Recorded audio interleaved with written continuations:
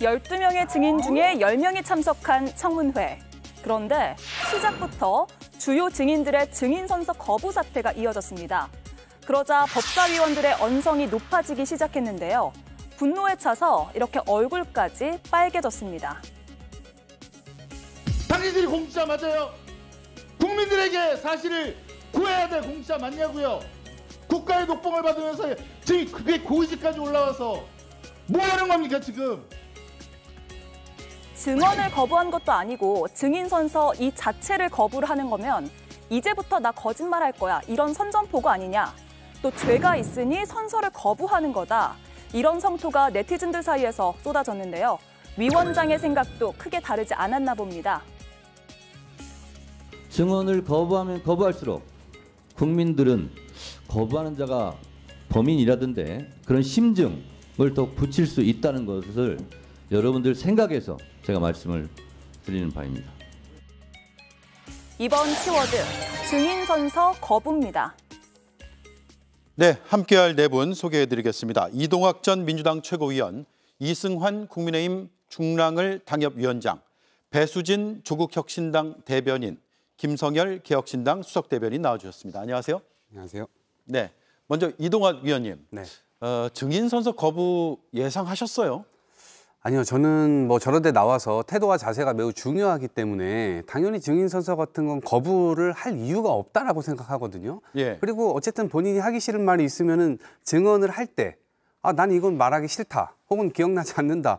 뻔한 수법들 있잖아요. 그렇게 넘어가도 되는 걸 굳이 저렇게 긁어부스럼을 만들어서 세간의 오해를 훨씬 더 가중시키는 일들을 할 필요가 있었는가 싶었고요.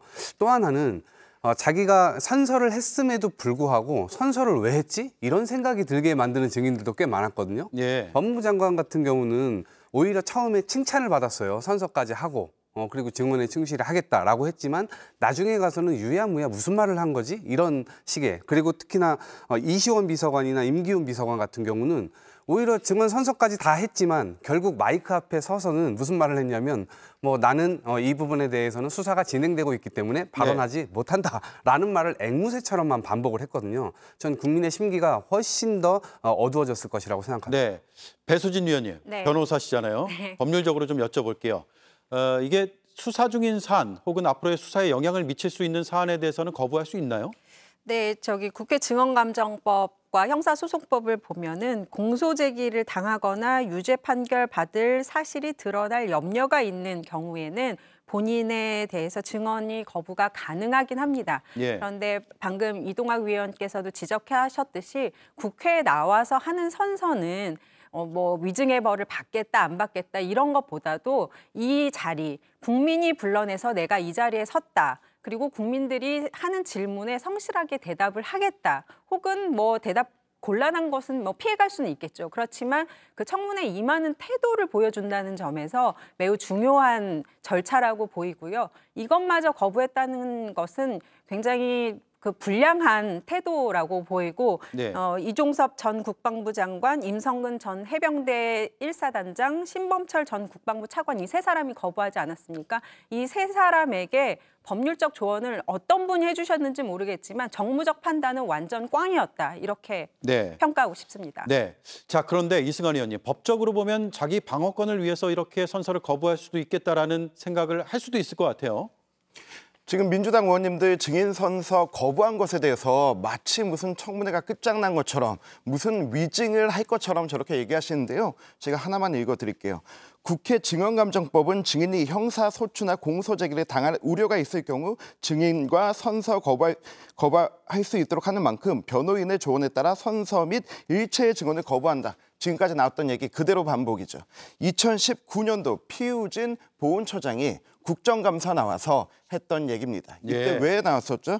피우진 처장이 나왔던 거는 손혜원 의원의 부친 독립유공자 서원에 대해서 의혹이 있고 수사가 되는 부분에 있어서 이것처럼 입법 청문회를 한 것도 아니고 국정감사의 자리에서 자기가 거부한 것입니다. 이렇게 본인의 방어권과 그리고 또 소송 중인 사건에 대해서 대비하기 위해서 이랬던 경우가 지금 처음 있는 것이 아닙니다. 다만 여기에서 차이가 있다면 피우진 처장이 거부했던 것은 국정감사입니다. 국정감사는 이 증인선서에 기본적으로 하고 들어가야 되는 것입니다. 증인이기 때문에. 그런데 지금 국회에서 하고 있는 것은 입법청문회입니다. 그런데 보통 입법청문회는 청문회라고 쓰지 않습니다. 공청회라고 합니다. 전문가들의 자문 의견을 듣는 것입니다. 그런데 지금 여기 민주당이 홀로 독단적으로 본인들이 마치 재판장인 것처럼 증인들을 다 불러가지고 저렇게 하는 것 자체가 해서는 안 될 청문회였고 저기에 국회를 존중하는 마음으로 나갔기 때문에 최소한의 발언과 그리고 국민께 알려드릴 수 있는 부분들을 말하는 것이라고 생각하고요.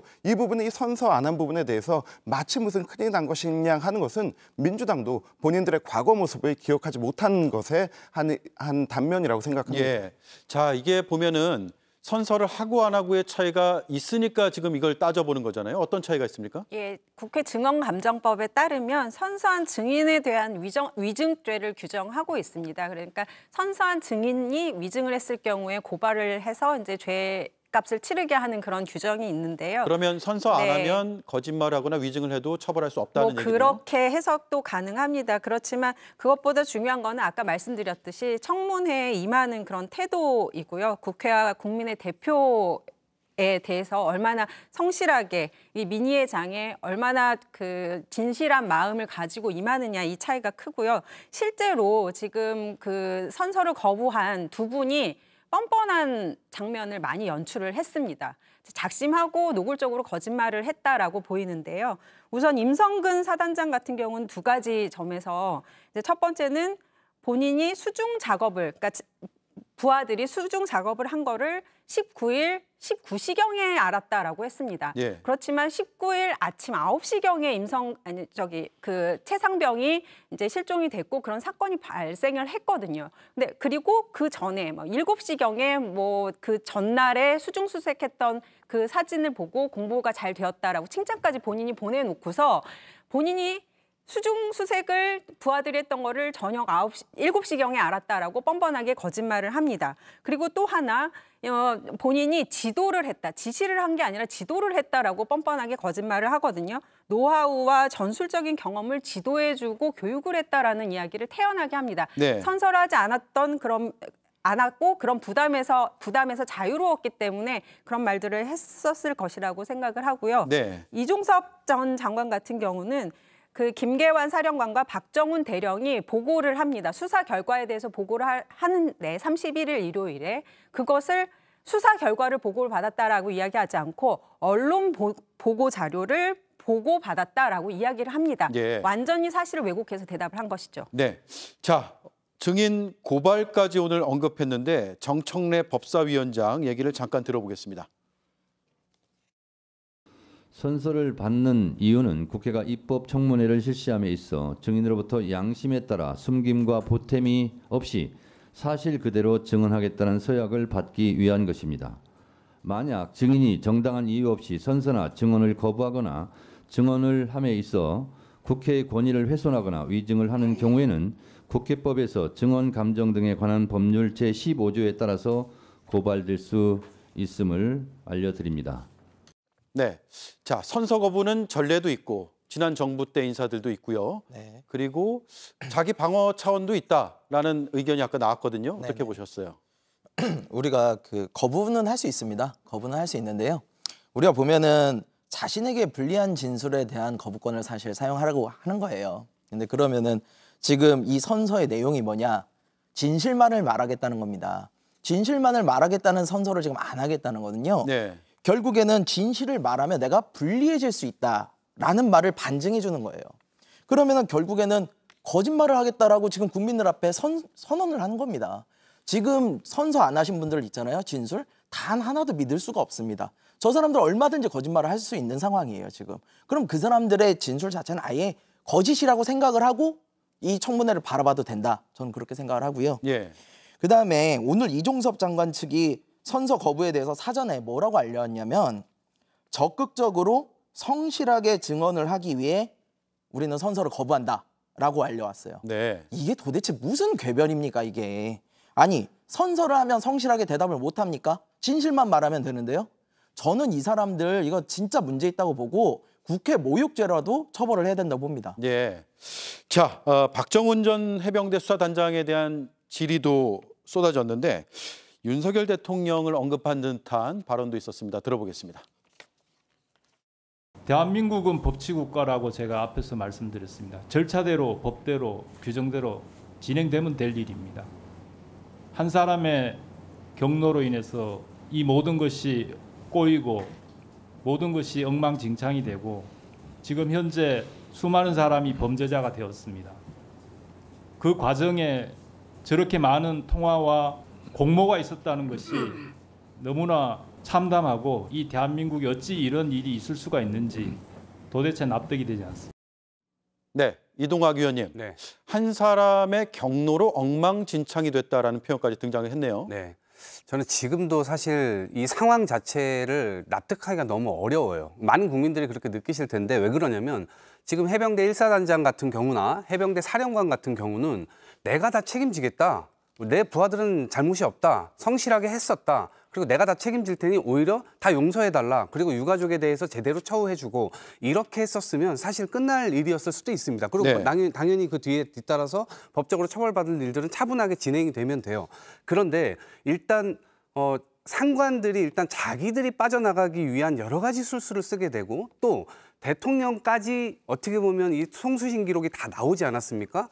그런 차원에서 보면 도대체 왜 이런 일들이 발생하는가? 우리가 2020년도, 21년도 그때 공군에서 이해람 중사가 사망하면서 성추행 관련, 성폭행 관련 이런 일들이 일어나면서 결국 그거를 제대로 수사하라라고 하는 여러 가지 세간의 이목이 집중됐었는데 예. 결국 국방부나 공군에서 이거를 은폐 해버렸단 말이에요. 그래서 우리가 군사법원법을 개정해서 상관들이 자신들의 입맛에 맞게 누구는 빼주고 누구는 넣고 이런 것들을 자의적으로 판단할 수 없도록 외부기관에서 하도록 한 겁니다. 그런데 그 판단을 해서 외부기관으로 넘겼는데 그 사건 기록마저 다 뭔지 모를 어떤 지시에 의해서 이첩해오는 그런 상황들이 발생됐단 말입니다. 그러니까 군사법원법을 그렇게 힘들게 개정을 했음에도 불구하고 그 법 취지를 완전히 무시하고 있는 이 상황인 겁니다. 그러니까 당연히 이 상황 속에선 이해하기가 너무나 힘든 상황들이 계속 발현되고 있는 것이고 네. 청문회에서도 사실은 그런 지점들이 이 증언들이 제대로 되지 않으면서도 여전히 그것이 오리무중 상태로 가고 있다 이렇게 봅니다. 자, 이승환 의원님. 지금 경로했다는 것은 어느 정도 팩트로 밝혀지는 것 같습니다. 하지만 그 경로의 이유에 대해서는 좀 다른 해석들도 있죠. 네, 앞서 우리 이동학 위원님 말씀하신 부분에서 조금 더 부연을 해야 될 것 같은데요. 한 사람의 경로로 이 모든 일이 일어났다라고 하는데요.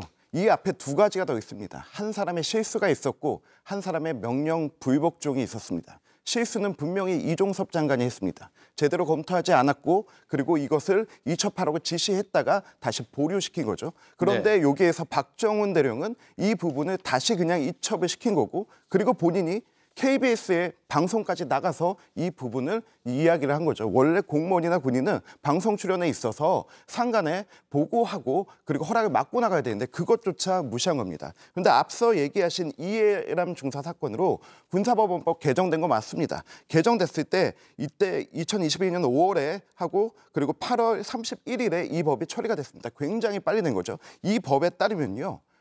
군에서 일어난 성범죄 사건과 사망 사건은 지체 없이 경찰로 이체하라고 되어 있습니다. 예. 수사권이 넘어간 것입니다. 여기에 대해서 박주민 의원이 뭐라고 설명을 했냐면요.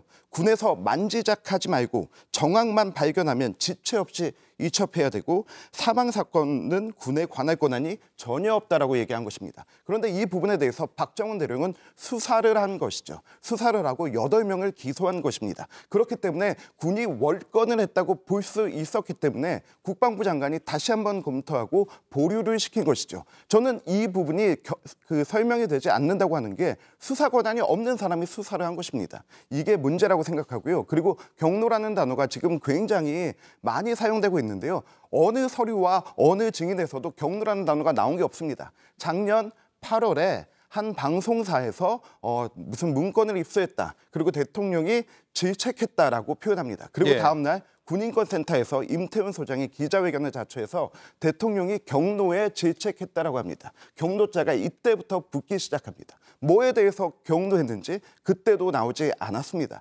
이렇게 사건을 프레임화시켜가는 게 민주당의 전략일지 몰라도 정말로 이 슬픈 사건의 실체에 다가가는 데에는 오히려 회방을 놓고 있는 것입니다. 알겠습니다. 자, 그러면 이 시각 청문회가 한창인 국회로 먼저 좀 가볼게요. 저희가 국회 법사위 소속의 민주당 김용민 의원을 연결을 할 예정인데 의원님 나와 계십니까? 네, 안녕하십니까. 네, 반갑습니다. 청문회 잘 보고 있습니다. 불참한 김계환 해병대 사령관 영상 증언을 시작을 했죠. 어떤 것들을 물어봤습니까? 네네. 네, 뭐 가장 많이 지금 얘기가 나오는 것은 VIP 경로서를 김계환 사령관이 박정훈 수사단장 대령에게 얘기했는지 그 여부가 집중적으로 좀 질문이 되고 있고요. 그리고 이첩 보류하고 브리핑을 당일 취소했던 그 이유에 대해서 지금 질문이 계속 이어지고 있습니다. 예, 이종섭 전 장관 등 증인 선서 거부자가 있었죠. 청문회가 좀 겉돈다 이런 이야기도 좀 있던데 현장에서 보시기에 어땠습니까? 뭐 비록 증인 선서를 거부했지만 또 그 세 명이 가장 열심히 진술을 하려고 손을 번쩍번쩍 드는 사람들이기도 하거든요. 다시 말해서 이 세 명은 지금 오늘 그 청문회 증인으로 나와서 위증죄를 감수하고서 진술하려고 하는 것이 아니라 청문회장을 자신의 변호의 장으로 만들려고 작심하고 나온 것 아닐까라는 생각은 듭니다. 하지만 그렇다고 해서 진실이 가려지기는 어려울 것 같고 또 한편으로 오늘 청문회는 그 특검법이 왜 필요한지를 국민들께 설명드리고 또 국회가 이해하는 그런 시간이기 때문에 저희가 오늘 하루 충분히 증언들을 듣고 나서 판단을 할 수 있지 않을까 싶습니다. 실제 실체와 관련된 다양한 조사들은 앞으로 특검이 이루어지면 특검에서 조사될 것이고 국회는 별도의 국정조사 요구서를 지금 제출해둔 상태이기 때문에 국정조사를 통해서 본격적으로 국회 내에서도 조사를 할 계획입니다. 예, 오늘 새롭게 파악되거나 드러난 사실 혹은 의혹 같은 게 있었나요? 대부분 이제 기존 언론에서 나왔던 이야기들이긴 한데 이제 당사자들이 직접 진술을 하고 증언을 하고 경우에 따라서는 거짓말을 하는 것이 현장에서 대지를 통해서 거짓말들이 확인돼 가고 있는 것들이 오늘 좀 주요한 특징이라고 보시면 좋을 것 같고요. 그다음에 일부 세세한 내용에서 그동안 드러나지 않았던 얘기나 아니면 그동안 공개되지 않았던 녹취록 이런 것들이 일부 나오기는 했습니다. 예. 이종섭 전 장관과 임성근 전 사단장의 답변 태도가 문제라는 지적을 많이 하더라고요. 어떤 부분이었습니까?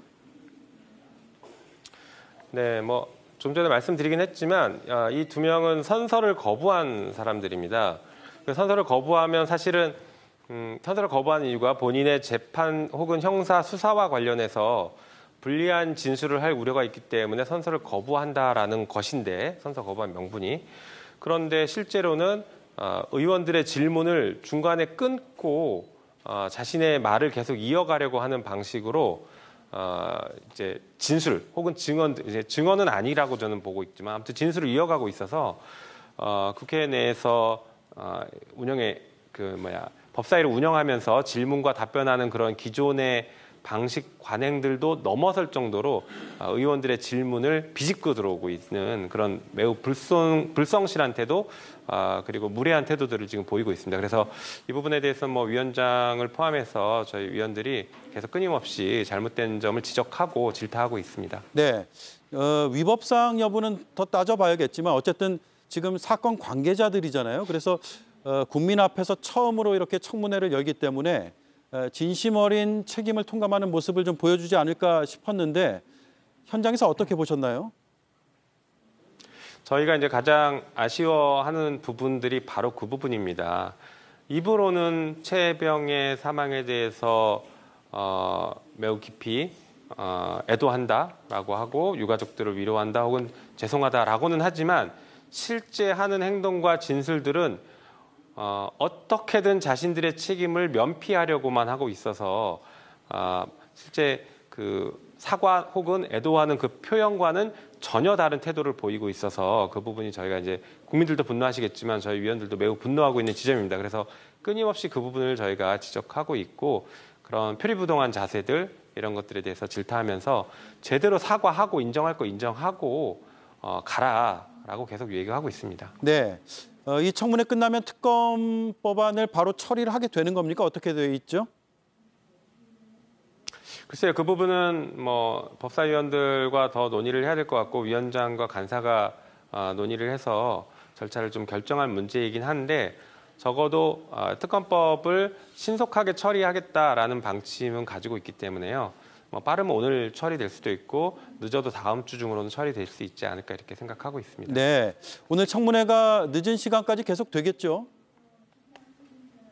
지금 봐서는 늦은 시간까지 될 것 같습니다. 왜냐하면 뭐 아까도 잠깐 말씀드리긴 했지만 저희가 질문하는 것들에 있어서 증인들의 답변 태도가 계속 문제가 되다 보니까 충분히 원활하게 저희가 사실관계를 확인하는 절차들이 잘 진행되지 않고 중간에 끊기거나 아니면 태도에 대한 지적을 하는 시간이 자꾸 허비가 되다 보니까 아마도 저녁 늦게까지 이런 사실관계를 확인하는 질문들을 끊임없이 해야 될 것 같습니다. 네, 청문회를 추가로 할 계획은 없으십니까? 지금 국민의힘 위원들이 아직 안 들어온 상태여서 여야 원구성 합의가 끝나면 다시 한번 청문회를 열어서 진상 규명을 조금 더 해보자 이런 의견들은 없습니까?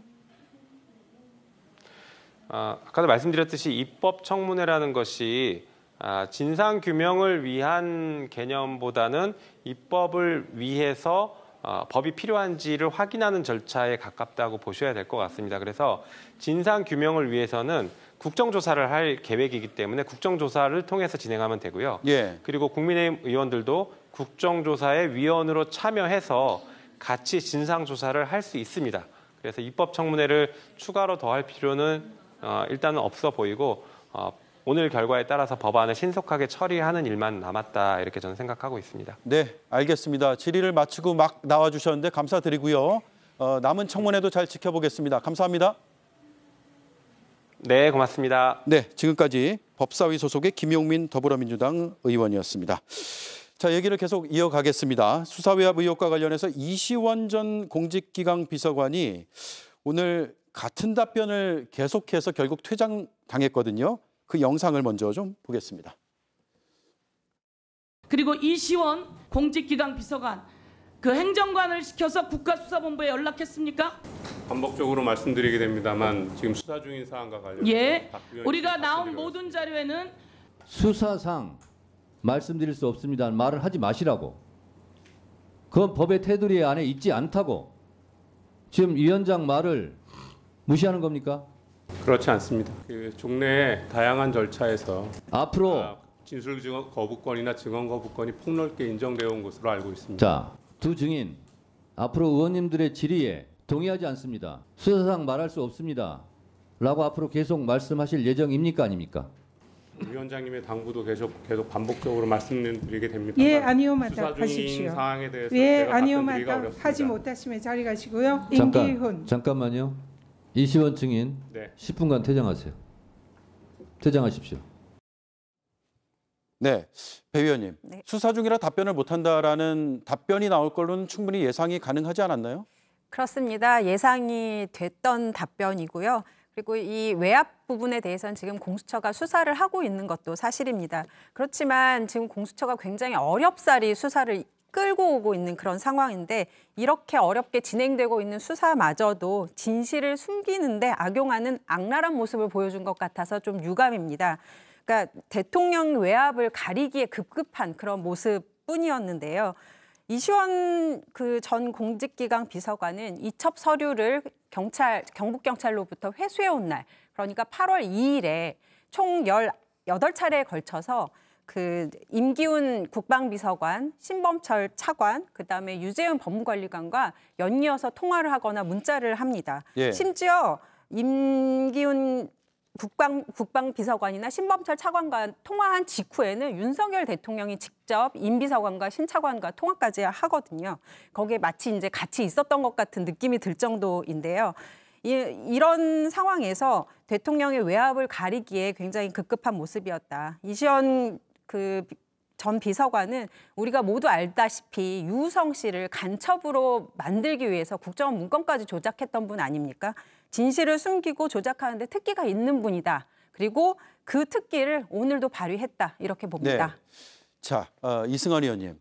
지금 이게 아까 김용민 의원 얘기 들어봐도 입법을 위한 이제 공청회 수준의 청문회로 보이는데 퇴장 조치가 오늘 많았단 말이에요. 3번 이상 나왔는데 좀 국정감사장 같다는 느낌도 들었을 것 같아요. 어떻습니까? 국정감사도 상임위도 저렇게 한 당이 독단적으로 운영하지 않습니다. 기본적으로 이 청문회는 성립될 수 없는 청문회입니다. 왜냐하면 야당원들이 단독으로 했기 때문입니다. 그렇다면 여당이 같이 하지 않았으니 우리만 할 것이다 라고 반론하는데요. 지금 우리 여당의 법사위 위원 누군지 아무도 모릅니다.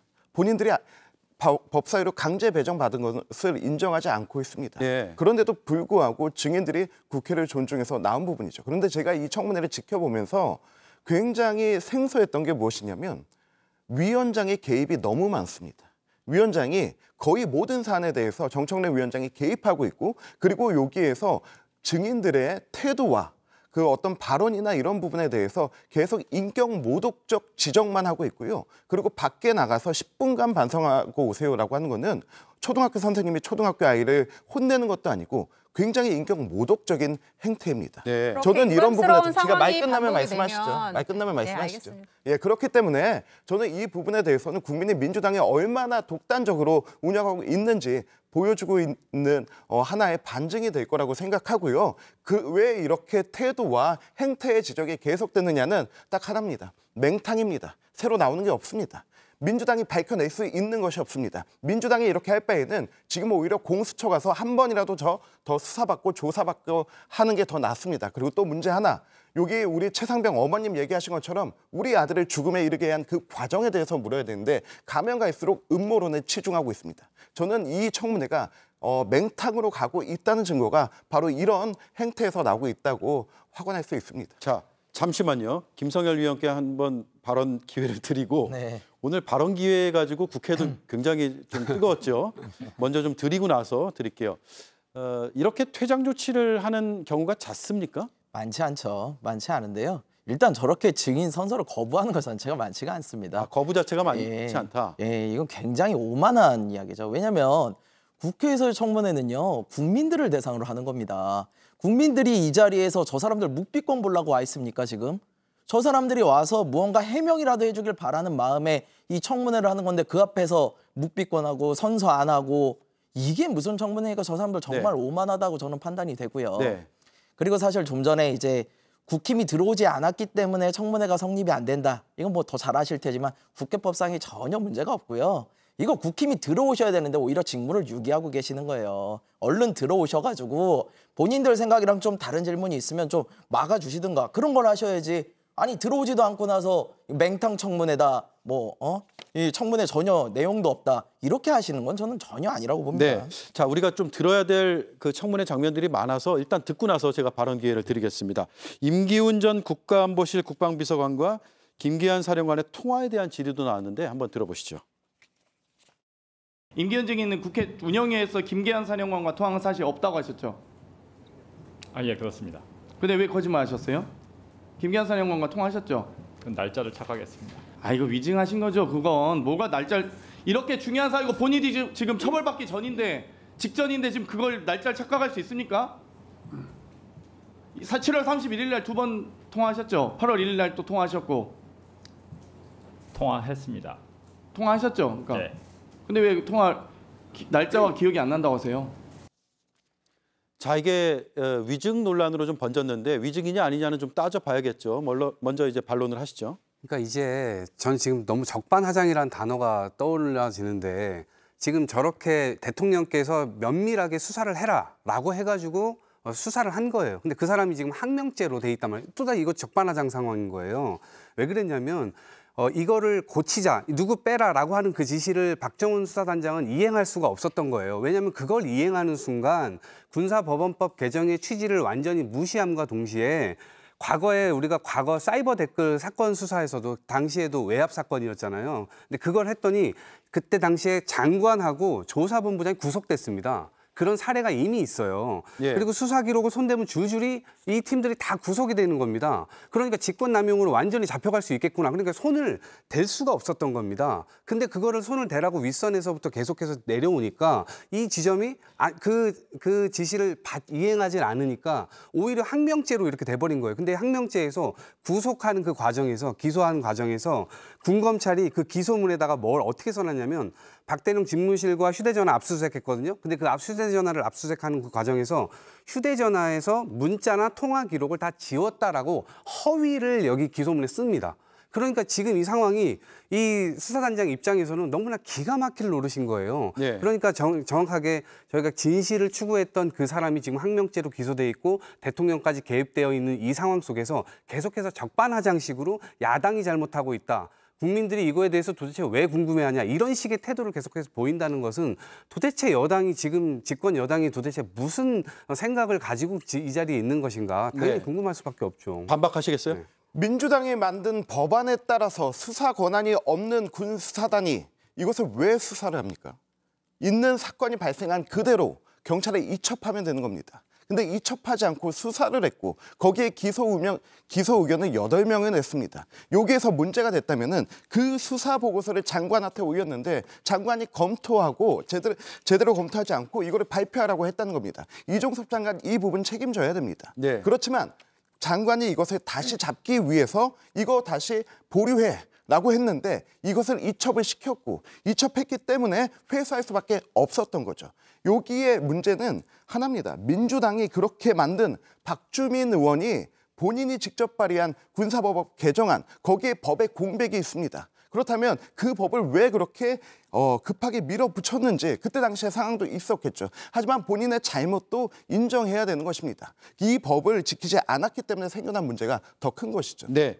자, 앞서도 우리가 잠깐 언급을 했는데 임성근 전 해병대 1사단장 수중 수색 지시를 누가 했느냐라는 질의에 이렇게 답을 했거든요. 한번 들어보겠습니다.